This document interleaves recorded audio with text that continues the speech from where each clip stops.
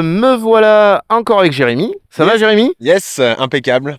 Et me voilà avec son adversaire. Bonjour, c'est quoi ton prénom? Je m'appelle Jérémy aussi. Ah, Jérémy, tous les deux? Oui, Ah, mais j'avais pas prévu ça. Quelle était ton armée alors? Je jouais nain du chaos. Enfin, nain infernal à 9e âge. Du coup. Ok, avec des anciennes figurines et Des anciennes figurines de la V2 de Battle, des figurines en impression 3D et une magnifique pièce de mammouth du chaos. ouais, Forge World. qui vient de Forge World. Une pièce bien imposante quand même. C'est ça, une très belle pièce. Ouais. C'est pour faire peur aux adversaires. Tout à fait. Donc, quelle était la spécificité de ton armée? Alors moi, mon armée est basée sur les dégâts de feu. J'ai beaucoup d'enflammés dans mon armée, ce qui combat très bien avec l'armée des idées. Parce que grâce aux tokens que je peux mettre avec mes vassaux et mon héréditaire de magie, ça me permet d'avoir des relances pour blesser. Et du coup, c'est ultra fort avec moi. Ok. Et les héros dans ton armée, t'avais quoi? Alors j'avais un Overlord qui était sur un taureau ailé. Ok. Donc l'Overlord, c'est ma pièce maîtresse pour aller chercher machine de guerre, d'aller chercher des personnages. Parce qu'il a une arme de tir qui touche automatiquement, sur du généralement 3 de plus, il a force 5. Et au corps à corps, il a une arme qui est enchantée avec l'Oniscore qui fait que quand la figurine adverse est enflammée, donc grâce à la combo de mon armée, et ben, je lui ferai D3 PV à chaque fois. Ah ouais, c'est pas mal, le D3 PV, c'est toujours intéressant. C'est ça, ouais. Bah, ça clean un personnage assez rapidement. Si le mec il tape après moi, généralement il aime pas trop passer. Ok. Voilà. Jérémy, tu vas nous dire quel était le but du scénario. Alors, le scénario, c'était les spoils. Donc, il y avait 3 pions sur la table, 3 butins, et il fallait les récupérer. Voilà. Et le déploiement, c'était Frontline Clash, donc déploiement classique. Ok. Ils étaient placés où ces butins? Alors, il y en avait un au milieu et les 2 autres à 60 cm de droite et gauche sur les flancs. Ok, donc ça va obliger les les joueurs à bouger. À faire des choix surtout. Parce Ok. que à 3 pions à prendre dans une armée, c'est très compliqué. Donc généralement, on en laisse forcément à l'adversaire. Là, suivant les déploiements, suivant qui a le premier tour, on dit, bon, l'adversaire a mis toutes ses forces sur ce pion, moi je vais pas me mettre en face. Donc je vais me mettre à l'opposé pour assurer au moins un pion. Mhm. Et après, derrière, bah, c'est celui du milieu généralement qui est le plus contesté. Ok. Et bon, après, c'est souvent des faits de jeu, les 3 peuvent être pris ou, ou aucun. Ouais, c'est un choix quand même assez difficile, hein. Ouais, mais Jérémy a bien résumé, ouais. On se concentre sur 2, comme ça on est sûr de gagner l'objectif. Donc généralement on met une petite unité pour aller chercher celui sur le flanc où on est fort et on concentre notre force au milieu. Ouais, c'est le milieu, c'est en fait là où il y aura le plus gros des combats, je pense. Ouais, c'est ça. Et on se sert des redirecteurs pour ralentir l'adversaire, récupérer l'objectif du milieu et on s'en va avec et déjà c'est 13-7 quoi. Ok. Sans avoir versé 200. Ok. Et alors, vous allez me dire tous les deux comment s'est passée cette partie. Alors, je tiens je vais vous parler à tous les deux un peu. Et bah, dis-moi, toi, comment t'as trouvé cette partie, des temps forts ou des trucs que t'aurais pas prévus enfin, je sais pas. Et quelle était ta tactique du début, peut-être? Bah moi j'étais attentiste, donc moi mon but c'était vraiment d'attendre parce que contre les vampires, bah généralement moi je suis assez faible au corps à corps, donc il faut que j'affaiblisse au maximum mon adversaire. Et après, une fois qu'il était rentré dans ma zone de confort, où j'ai ma magie, mes tirs, là je fais extrêmement mal, quand ça passe évidemment. Mhm. Et après, bah, une fois que j'ai commencé à bien nettoyer ces unités, bah, je peux commencer à avancer pour aller chercher les objectifs. Ok, hein. Et toi, Jérémy, c'était quoi ta stratégie au début? Bien de concentrer mes forces sur mon flanc droit où j'avais un infranchissable en face, donc j'ai pu jouer autour pour me cacher parce que j'ai 3 figurines volantes. Et au milieu, de mettre un carrosse qui est zone de loin et qui peut charger de loin. Et mettre les gros packs de scoring pour aller chercher le centre, ce que j'ai pu faire. Parce que Jérémy, comme il est attentiste, donc du coup, c'est difficile de rentrer dans les corps à corps, sachant que j'ai 6 menaces individuelles. Et l'objectif, moi, j'ai pu prendre les 2 objectifs parce que j'ai eu le tour 1. Mhm. Et j'ai une armée très agressive, donc qui prend vite la table. J'ai pas de dégâts à distance, très peu de magie, contrairement à Jérémy. Mais à Mhm. l'inverse, une grosse agression et une grosse mobilité. Ok. Je vais savoir à combien se déplacer tes personnages qui sont rapides à peu près. Tous à 8 rapides, volants, et il y en a 2 qui étaient même en avant-garde, donc ils font 28 pas T1, ce qui correspond à 70 centimètres. Donc en fait, ils vont carrément à l'opposé, ils vont carrément en face de la table, Ouais, ouais. traverse la table, quoi. Ok, donc en fait, ce qui est intéressant, c'est que tu vas de suite menacer l'adversaire. Dès le T1, il n'a pas commencé à jouer, que quand il se déploie, il faut qu'il réfléchisse que tour 1, il y a 2 figurines uniques qui vont se faufiler dans les lignes Ok, ouais. et qu'il faut pouvoir les gérer parce que ils sont très violents. Donc c'était les Vargulf, hein, c'est ça, hein. C'est ça, anciennement Vargulf, aujourd'hui on les appelle les Varcolacs. Ok, ok, ok. Voilà, voilà. Et vous allez me dire comment s'est passée la partie, un peu vous, les temps forts, voilà. Vas-y, dis-moi. Bon, en temps fort, bah déjà il y a la charge de son Varco sur les Taurucs qui pensait traverser, il a rebondi, il s'est fait ouvrir. Ok.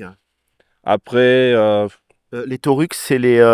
les gros centaures, c'est les taureaux, c'est gros centaures, Ok. donc mi-homme, Mi-bête, ouais. mi-bête. Donc il a rebondi dessus. Après, j'ai pas eu vraiment. J'ai eu quelques tirs chanceux sur le centre, rien de fifou. Et le gros on va dire fait de jeu qui a pu me sauver un petit peu du centre, c'est qu'il est venu charger avec un lord sur le flanc de mon bastion, dans ma pièce centrale de mon armée, et des nuées sur l'autre flanc.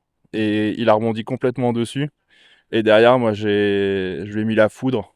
Et du coup, il a des pop à la résolution de combat. Ok. Du coup, ça m'a libéré. Et si c'était pas le cas, après, je prenais toutes les charges du monde. Et là, c'était la game break pour moi. Ok. Mais en fait, c'était un gros combat, là, le combat avec tes centaures, là. Ouais, C'était un combat important, quoi. voilà. Parce que si me break, c'est mon unité qui fait le plus de dégâts en charge. Donc, du coup, qui ont vraiment beaucoup de force, qui tapent à force 6, 3 attaques chacun. AP3, bon, contre du vampire, la l'AP, c'est pas vraiment utile. Ouais. Mais ça envoie quand même pas mal de ressources. Ouais. Et s'ils sont collés ou s'ils sont redirigés, bah, en fait, ils font rien de la partie et c'est là que c'est compliqué. Et toi, par rapport aux vampires, tu tapais en dernier ou pas avec tes centaures? Ouais, Ouais, ok. principalement, je tape en Ouais. dernier. Et toi, les vampires, ce qui est super fort, c'est qu'ils ont souvent l'initiative. Ah c'est des héros quoi. Ils ont, ça fait partie des figurines les plus puissantes du monde de 9e âge. Ok. C'est pas les plus puissantes, mais ça en fait partie Ok. quoi. Quand Et, ils- ok. Et en fait, tu as tout le temps la relance avec la haine qui te permet de relancer tes touches dès que tu attaques. C'est ça, ça fiabilise les corps à corps. Est-ce que c'est un peu comme la haine éternelle ou c'est Alors, que à la charge? c'est qu'à la charge ou à la réception de charge. Ok, ok. Et toi, alors après, raconte-nous un petit peu la suite. Comment ça s'est passé la partie? Parce que c'était un peu serré quand même. Alors sur le papier, sur la théorie, je suis pas très bien. Mmh. Parce que, comme Jérémy l'a dit, beaucoup d'attaques enflammées, beaucoup de dégâts à distance, et moi, j'aime pas. C'est vraiment ce que j'aime pas. Mais l'avantage, c'est que je suis très rapide et je peux combiner des figurines qui fait que je vais tellement taper fort il va lui manquer beaucoup de modèles pour me faire mal derrière. OK. Et après, il fallait que je tank énormément les dégâts à distance, mais j'avais mis mon carrosse qui a une sauvegarde normale et une sauvegarde invulnérable. Et qui a 5 points de vie, endurance 5, donc il peut encaisser quand même pas mal de temps Mmh. les dégâts. Et pendant ce temps-là, j'ai fait des percées sur les flancs. Sur mon flanc faible, je me suis fait remballer avec le Varcolac contre les Taurucs. Ouais. Et du coup, derrière, Jérémy, ça lui a permis de rentrer une charge à 8 rapide dans les nuées de chauve-souris qui a fait dépop mon Lord et les nuées. Les nuées, je m'en fous, mais le Lord. Le Lord, c'est bien le seigneur sur Terrorgate. Alors non, non, Non, non, c'est non, pas non, lui. tout va bien. Lui, il est resté vivant et il avait un bon match parce qu'il y a des figurines uniques qui coûtent cher à aller sécher, comme les ducs en bretonien. OK. Et en gros, j'ai pris le bastion de chaque flanc Ouais. et c'était le but en fait de cliquer sur chacun des flancs pour le bloquer en termes de tir, de magie et de ramener toutes les menaces pour vraiment appuyer le corps à corps vu que c'est sa pièce centrale. OK. Mais ça s'est pas bien passé. Mais j'ai perdu en soi, j'ai perdu 2 vampires sur les 6 Ouais, que c'est je pas joue. mal, ouais. Donc il m'en reste encore 4, Ouais, ouais. dont le Terror qui fait une grosse police quoi, sur le OK. mammouth, sur l'Overlord. Alors parle-nous de ton Lord, c'est celui-là qui est sur la bête ailée, il est comment? Alors bah lui, il charge à 8 C'est rapide. la bête ailée, celui-là qui est la petite bête ailée Alors, avec la lance. Alors ça, c'est le petit qui est grande bannière, Ouais. tenace grande bannière, donc il dépop très peu. Et quand il charge, il envoie 4 attaques force 7 à P4. Et en dessous, c'est 4 attaques force 5, coup fatal, poison. Et il charge à 8 rapide.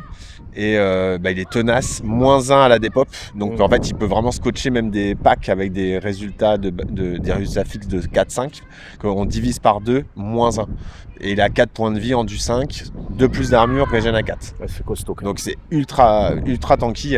Vraiment, c'est des pièces qui n'ont pas besoin de magie. C'est pour ça que je joue très peu de magie, mais beaucoup de figurines uniques qui sont stuffées de nature. Et le perso sur Terror, lui, c'est 5 attaques force 7, N, relance touchée du coup. Et en fait, il y a un cri en zone à 24 pas qu'il peut faire. Ouais. Et ensuite, en dessous, le Terror, lui, fait des cris sur la pénétration d'armure à 6. OK. Et ça touche automatiquement. Donc c'est OK. ultra violent. Et lui aussi est tenace, avec -1 à la dépop s'il a 18 pas de la grande bannière, du premier Ah OK, perso. OK, ouais. Donc c'est ultra, ultra violent. Comme on a vu le match juste avant, le pack d'Orque Noir. Ouais, j'ai vu, j'ai été assez impressionné parce que je pensais que tu allais avoir des difficultés contre le pack d'Orque Noir qui est quand même une unité d'élite quand même chez les orques quand même. Bah ouais, Et c'était assez impressionnant. Ouais. ça fait 20 points de vie d'Orque Ok, Noir. ok. Quoi. Et alors, est-ce que tu peux nous raconter la fin de partie? Comment de là jusqu'à la fin de partie, et ce Lord, qu'est-ce qu'il est devenu alors? Mon Lord, moi, il a fui. Et il peut pas faire le combat contre le dragon, enfin contre la terreur. Il peut pas. Il peut pas aller choper les persos à lui tout seul. Il a pas assez d'encaissement. Ouais. Il tape avant, il tape plus fort. Donc c'est très très compliqué. Ouais. Donc du coup, je suis obligé de baquer. Donc je recule. Et là, à la fin de partie, vu que j'avais pas le scénario, donc il fallait que je limite le maximum de points. Donc fallait que je recule. Fallait que j'essaye de continuer à le faire des PV à distance. Et je pouvais pas m'amuser à aller chercher des points parce que quoi que ce soit que je faisais, derrière il y avait son gros policier, son général qui était là, qui me contrecharge, et du coup je perds mes pièces, et au final la gamme va se très vite plier au bout de 2 tours. Je pense que À la fin, tu as limité la casse. voilà. Ok, Jérémy, est-ce que tu veux rajouter un truc ou qu'on aurait oublié? C'était malgré le combat hyper intéressant parce que j'avais pas un bon match quand même avec les attaques feu et les shoots. et que c'était un bon moment. Ouais. Un bon moment parce que bon, on s'est déjà affronté et du coup c'est cool de se retrouver Ouais, sur ouais. la dernière partie comme Bah, ça. vous connaissez un peu, vous affrontez Oui, combien de fois à peu près? bah, moi j'ai commencé 9e âge il y a 2 ans, à peu près 2 ans et demi. Donc j'avais fait un tournoi à Saint-Bran, premier tournoi. Ouais. Bon, j'avais pris que des roustes, mais j'avais appris le jeu. Et au fur et à mesure, à force de m'entraîner, de jouer, etc., j'ai commencé à prendre un peu d'expérience. Et au final, quand je retrouve des adversaires que j'ai déjà affrontés, qu'ils ont vu que j'ai mon niveau de jeu qui a augmenté, ils sont quand même assez contents parce que les parties, la première que j'ai faite contre Jérémy, je crois qu'au tour 3, il n'y avait plus personne. Donc là, on a fait 6 tours vraiment où j'ai mis en avant ce que j'avais appris, les conseils qu'il m'avait donnés première game, j'ai retenu, j'ai déjà fait des parties contre des vampires après derrière. Et au final, c'est toutes ces petites expériences petit à petit qui font que le niveau de jeu il augmente. Ah ouais. Mais après, ça fait plaisir de voir qu'on progresse quand même. C'est ça, voilà. Ok, ok. Puis bon, Jérémy était quand même un adversaire très agréable à jouer aussi, Ouais, c'est donc vrai, ouais. c'est pas certain où ils sont là pour la gagne. On voit que le moindre petit pas, ouais, t'as fait ça. Donc c'est vrai que pinailler sur pas mal de choses. Il m'a permis de faire un tir que j'avais oublié en phase de tir. Il me l'a autorisé, je lui ai autorisé de faire de back une de ses unités qu'il avait. Donc, Ouais. voilà. Et ce qui est bien, c'est que c'est quand même un tournoi à la cool, hein, ce qu'il faut dire. Ouais, C'est ça qui est cool. c'est le côté humain avant tout, hein. Ouais. Sinon on joue sur internet et Ok. Hein. on voit pas les gens. Et nous le but c'est d'être ensemble. Ouais, mais moi, de ce que j'ai vu, parce que c'est vrai que je suis allé, j'ai fait d'autres interviews entre temps, donc j'étais un peu moins présent que dans les premières parties, parce que là, c'est une partie, j'espère que la vidéo marchera entière, bon, j'ai pas encore trop revu, mais c'est vrai que c'était un combat assez serré quand même, pendant plusieurs tours, c'était serré. Hein. Ah mais oui, ça se joue à une bonne phase de tir pour Jérémy et une bonne phase de magie ça renverse la game. Ou comme moi, j'arrive à rentrer 2-3 charges combinées et en fait le flanc est perdu. Et comme sur les taurucs, comme sur la charge du bastion, Ok, hein. ça passe ou ça casse quoi. Et le dernier combat, alors, c'était qui contre qui? Parce que vu que j'ai pas trop suivi le truc. Le dernier combat c'était avec le bastion du coup. Ok, le bastion, Bastion, contre les... Contre les nuées de chauve-souris et le vampire à pied volant. Ok. On a fait le tour à peu près, vous pensez? Ouais, je comprends. Et bien merci à tous les deux pour cette très belle partie, parce que de ce que j'ai vu, c'était très serré et très agréable, avec des belles pièces comme le mammouth quand même. Et du coup, ça a fini sur un 13-7 pour Jérémy. Ouais. Alors Jérémy, ton équipe, elle en est où par rapport au reste là? Je ne sais pas encore. On n'a pas encore les résultats finaux. Moi, si je les mettrai, ok. Ouais, avec plaisir. Et toi, tu sais à peu près ton équipe ou pas? Là, ça joue sur la dernière game au final, parce que Jérémy, il a la possibilité d'être dans le top 3. Nous, si on faisait une grosse victoire, on pouvait attraper le top 3 aussi. Ok. Donc, tu as joué ici. Je sais que là, pour les 2 premiers matchs, donc moi, je perds contre Jérémy et notre capitaine perd contre leur capitaine. Ok. Il restait 2 matchs qui étaient à peu près serrés. À voir ce que ça donne au moment voulu. Ok. Bravo à tous les deux pour cette partie. Et bravo à Jérémy pour ta victoire. Merci beaucoup et merci beaucoup à Toulouse et au tournoi de Toulouse parce que vraiment, Ouais, c'est vrai que c'est très sympa, il y a une très très bonne ambiance. Ouais. les gens c'est au top. Alors, je suis pas sûr, je suis pas encore sûr de la vidéo vu qu'il y avait beaucoup d'ambiance, mais on verra bien ce que ça donnera. Voilà. En tout cas, c'est trop bien et merci à toi d'être là. Merci à vous hein, parce que c'était très agréable. Merci. Merci beaucoup. Et au revoir.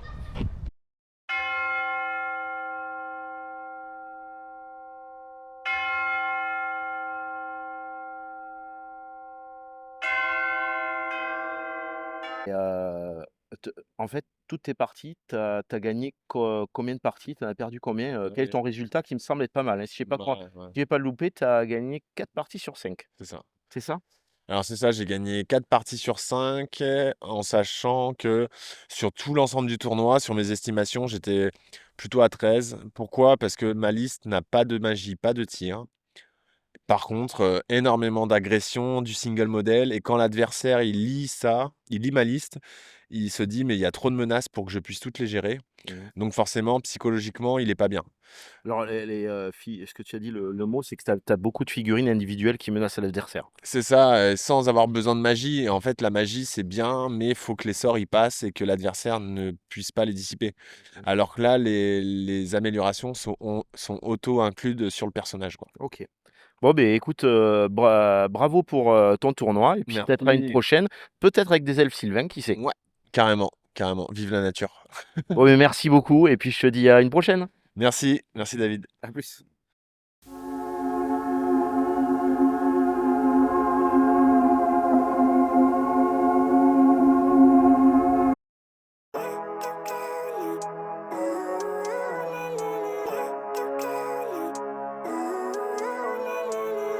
Living life, every day, late at night, not okay.